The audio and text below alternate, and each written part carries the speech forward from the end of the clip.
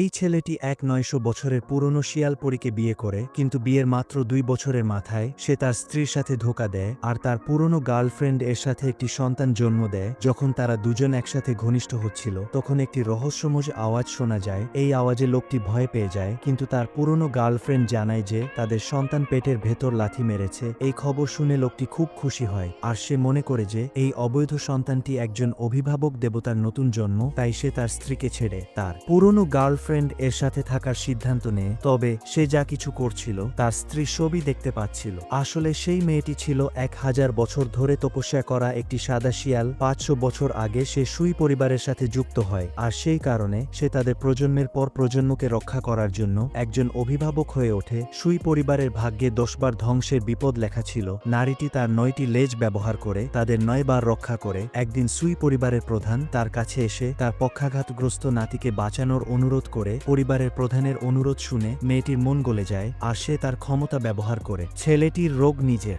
শরীরে নিয়ে নেয়। এরপর সে অসুস্থ হয়ে যায়। এরপর সেই লোকটির জায়গায় একজন বিকলাঙ্গ মানুষ হয়ে যায়, যাতে তার দেখাশোনা করার জন্য একজন থাকে। তাই পরিবারের প্রধান তার আসল পরিচয় লুকিয়ে রাখে আর লোকটিকে তার সাথে প্রেম করতে বলে। ধীরে ধীরে মেয়েটি ও লোকটির প্রতি দুর্বল হয়ে পড়ে, আর শেষ পর্যন্ত তাকে বিয়ে করতে রাজি হয়।